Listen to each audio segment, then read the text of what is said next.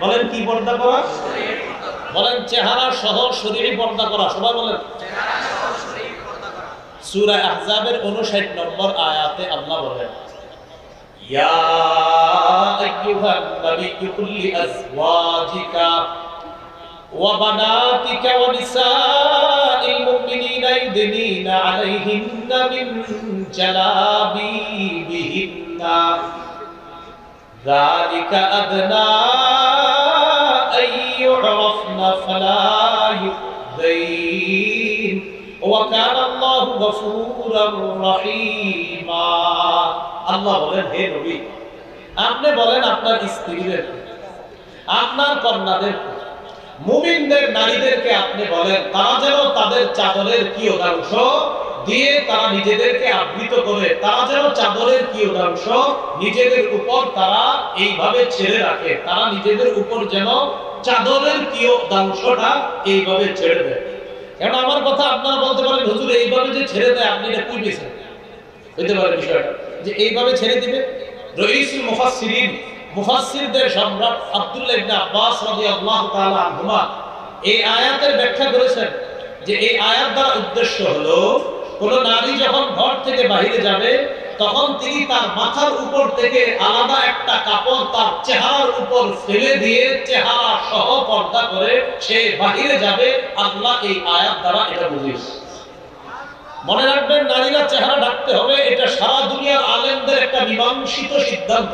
এই সিদ্ধান্ত, এটা মীমাংসিত সিদ্ধান্ত। এই মাসালায় অন্য কিছু করার চেষ্টা করবেন না, এটা মীমাংসিত সিদ্ধান্ত। সারা পৃথিবীর উলামায়ে কেরাম চেহারা ঢাকতে হবে।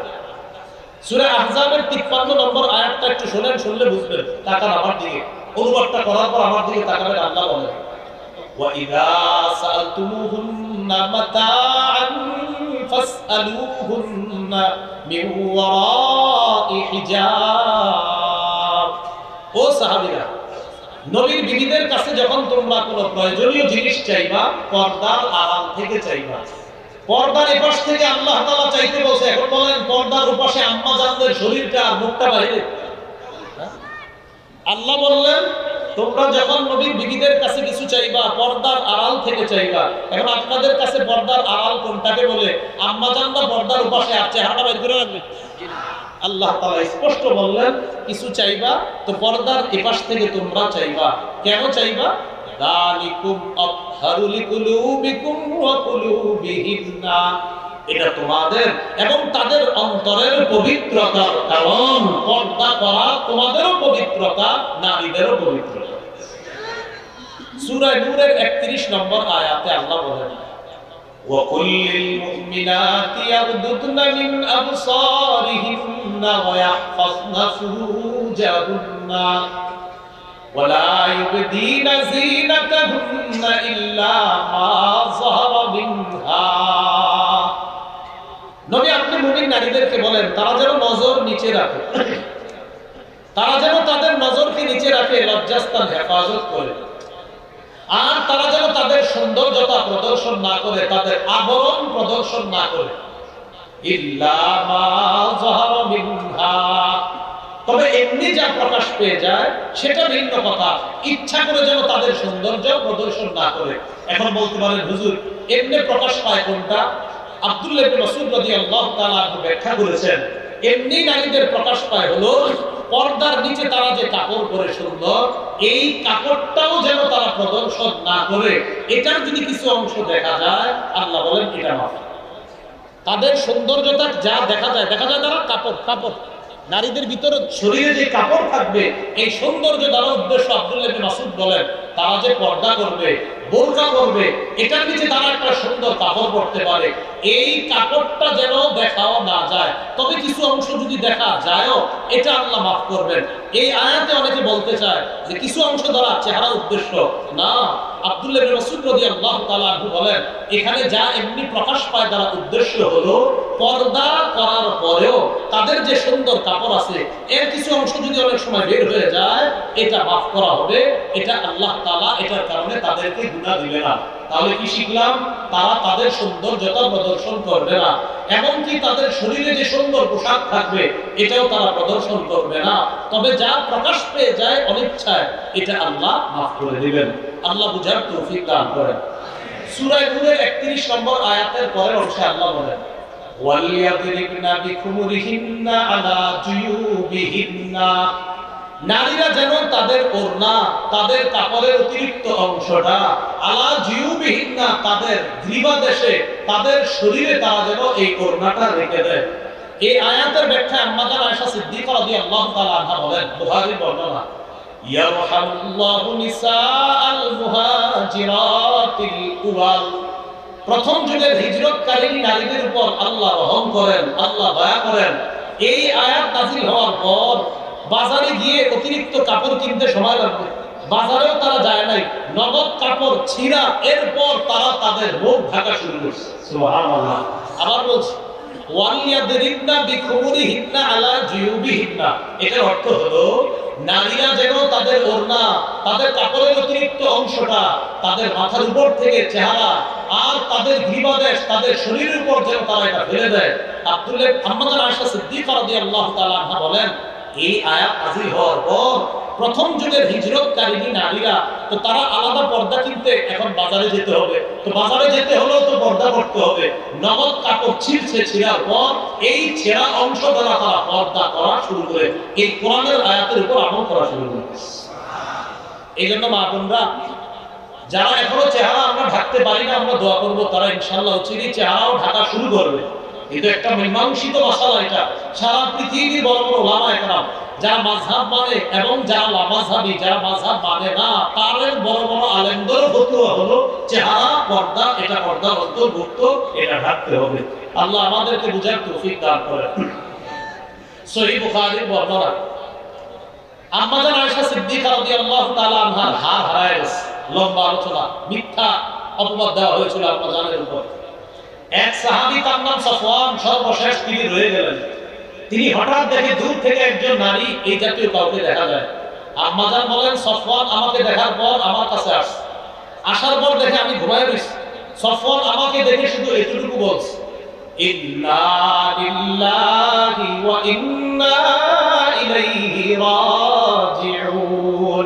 সফওয়ান আমাকে দেখে ইন্না লিল্লাহি ওয়া ইন্না ইলাইহি রাজিউন এটা বলেছে। প্রিয় মুসলমান ভাইরা, আপনাদের মাথায় প্রশ্ন জাগবে এখন, হুজুর তিনি যে আম্মাজান, এটা সফওয়ান রাদিয়াল্লাহু তাআলা আনহু কিভাবে চিনলেন? আম্মাজান তো পর্দা করার কথা, তাহলে আম্মাজানকে দেখে কিভাবে চিনলেন এটা আম্মাজান?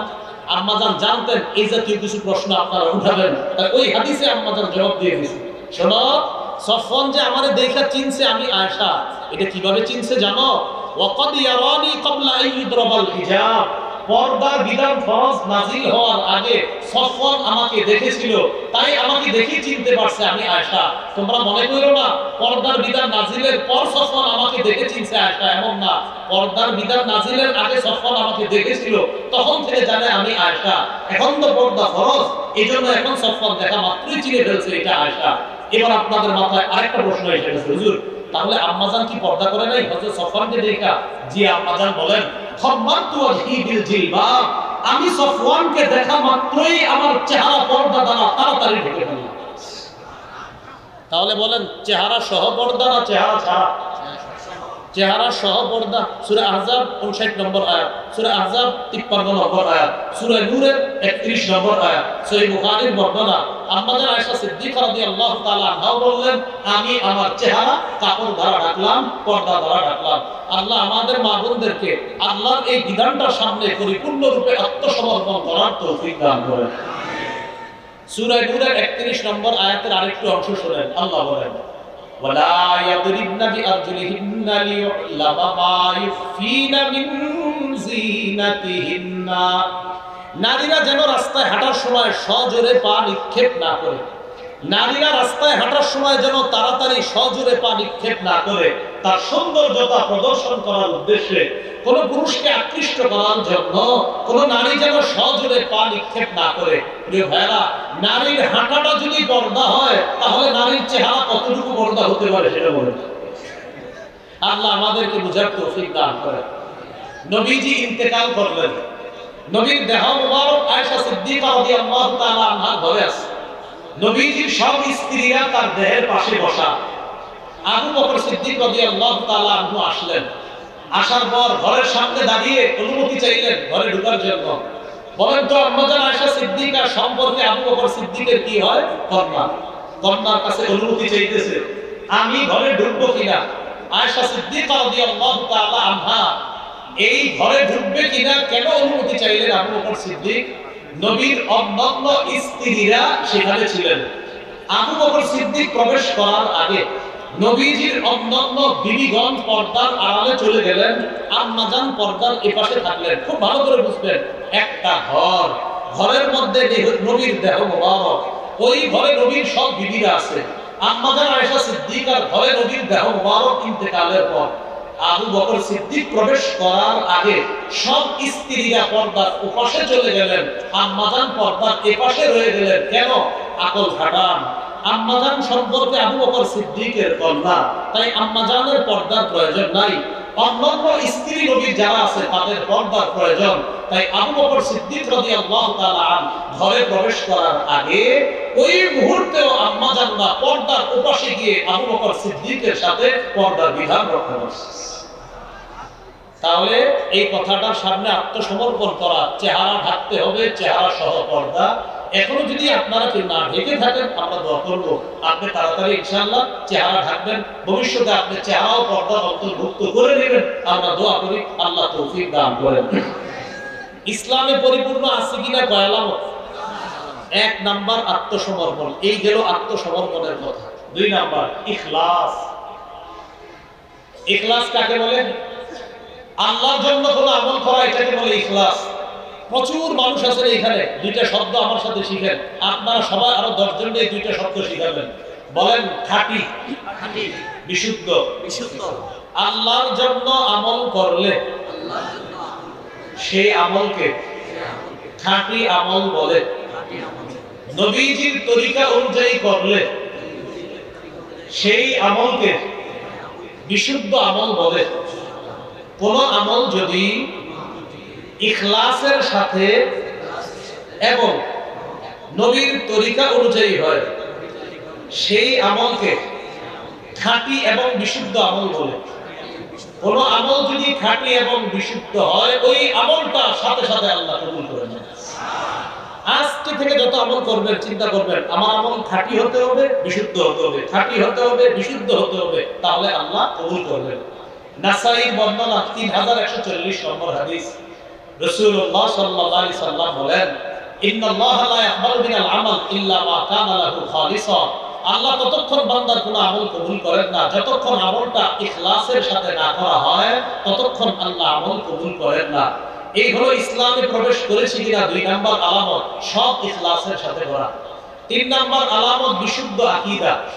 আকীদায় শিরক রাখা যাবে না, আকীদায় বেদাত রাখা যাবে না। শিরকি কথা বলা যাবে না, শিরকি কথা শোনা যাবে না, শিরকি গান বলা যাবে না, শিরকি গান শোনা যাবে না। সংসদে দাঁড়ায় বলা যাবে না আমি বুখারী, মুসলিম, আবু দাউদ, নাসাই, তিরমিজি, ইবনে মাজাহ, সিয়াসিত্তা, মেশকাত সব পড়ছি, গান কোথাও হারাম এটা আমি পাই না, এই জাতীয় কথা বইলা মূর্খতার পরিচয় অন্তত পবিত্র সংসদে যাওয়া যাবে না। সবাই বলেন কেন? বলেন কেন? আরো জোরে বলেন কেন?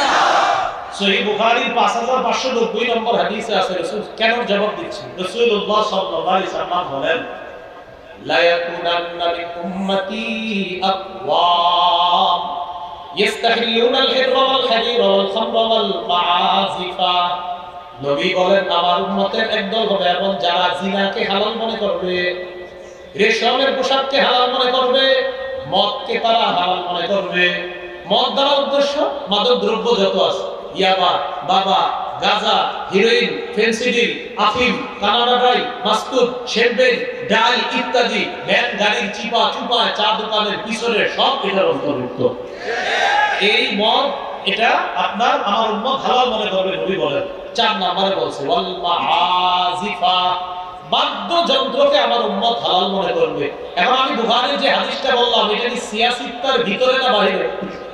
বলে না সিয়াসিত্তার ভিতরে না বাইরে? তো উনি কিভাবে পাইলো না? আসলে পড়ে না, না পড়া চাপাবাজি করে যে সিয়াসিত্তা পড়ছি। এই জাতীয় চাপাবাজি বাংলাদেশের আলেমরা থাকতে অন্তত করেন না। আল্লাহ আমাদেরকে হেফাজত করবে। তাহলে শিরকি গান শুনবো না, শিরকি কথা বলবো না। কিছু গানের মধ্যে আপনি স্পষ্ট শিরিক পাবেন, যেহি মুর্শিদ সেহি খোদা, নাউজুবিল্লাহ বলেন। এগুলা বইলে টিং টিং টিং করে একটা বাড়ি দিবে, বাড়ি দিয়ে আপনি দলিল দেন। তো এই জাতীয় কথায় কান দেওয়া যাবে না। আল্লাহ আমাদেরকে হেফাজত করেন। তাহলে শিরকি কথা বলবো না, আকীদা রাখবো না, শিরকের মজলিসে যাব না, বেদাত কাজ কর্ম করবো না আমরা ইনশাআল্লাহ। সহিহ বুখারীর 2697 নম্বর হাদিস, 2697, রাসূলুল্লাহ সাল্লাল্লাহু আলাইহি সাল্লাম বলেন, মান আহদাসা ফি আমরিনা হাদা মা লাইসা ফিহি ফাহুয়া রাদ্দুন। আমাদের ইসলামী শরীয়তের মধ্যে ইবাদতের নামে সওয়াবের আশায় নতুন কিছু করবে যে এটা প্রত্যাখ্যান করা হবে, এটা বেদাত হবে। আল্লাহ আমাদেরকে শিরক বেদাত থেকে হেফাজত করেন। তাহলে তিনটা আলামত দেব। 1 নাম্বার আত্মসমর্পণ, 2 নাম্বার ইখলাস, 3 নাম্বার বিশুদ্ধ আকীদা, 4 নাম্বার একটু বলেন উত্তম চরিত্র। আমাদের সামনে আপনার চরিত্রটা ভালো থাকতে হবে, বিবির সামনে ভালো থাকতে হবে। তার সামনে? বিবির সামনে। হ্যাঁ, আপনি আমাদের সামনে সুফি আর বিবি আপনাকে দেখতে পারেন না, এরকম হলে হবে না। রাসূলুল্লাহ সাল্লাল্লাহু আলাইহি সাল্লাম বলেন, খায়রুকুম খায়রুকুম লিআহলিহি ওয়া আনা খায়রুকুম লিআহলি। তোমাদের মধ্যে সর্বোত্তম ওই ব্যক্তি যে তার বিবির কাছে উত্তম। আর শোনো, আমি নবী মুহাম্মদ সাল্লাল্লাহু আলাইহি সাল্লাম আমার বিবির কাছে পৃথিবীর সবচেয়ে শ্রেষ্ঠ চরিত্রের অধিকারী। 5 নাম্বার লেনদেনে স্বচ্ছ থাকা। বলেন কি থাকা? লেনদেনে স্বচ্ছ থাকা। আগামী শুক্রবারে টাকা দেওয়ার কথা, আর কিয়ামতের আগে শুক্রবার আসে না, এরকম করবেন না। সূরা মাইদার 1 নম্বর আয়াতে আল্লাহ বলেন, ইয়া আইয়ুহাল্লাযীনা আমানু আউফু বিল উকুদ। হে ঈমানদারগণ, চুক্তিগুলা পুরা করবা, লেনদেনগুলা পুরা করবা। 3 পারা 7 নম্বর পৃষ্ঠা। এই 7 নম্বর পৃষ্ঠাটা একটা আয়াত, 3 পারা 7 নম্বর পৃষ্ঠা পুরাটা এক আয়াত। সুবহানাল্লাহ। মানে এক আয়াতটা পৃষ্ঠা, এক পৃষ্ঠা মানে 15 লাইন। সূরা বাকারা গালেবান 282 নম্বর আয়াতটা, এক আয়াত 15 লাইন। ওই আয়াতে আল্লাহ বলে দিয়েছে লেনদেন আপনি কিভাবে করবেন। আল্লাহ তাআলা বলে দিয়েছেন, লেনদেন কম করো আর বেশি করো, সাক্ষী রাখবা, 2 জন পুরুষ সাক্ষী রাখবা। 2 জন পুরুষ না পাইলে 1 জন পুরুষ, 2 জন মহিলা। আল্লাহ তাআলা বলেন মহিলা 2 জন কেন জানো? আনতাদিল্লা ইহদাহুমা ফাতুযাক্কিরু ইহদাহুমা আল-উখরা। একজন ভুলে গেলে আরেকজন যাতে তাকে স্মরণ করায় দিতে পারে। এইজন্য লেনদেনে আমরা স্বচ্ছ থাকবো। বলেন ইনশাআল্লাহ।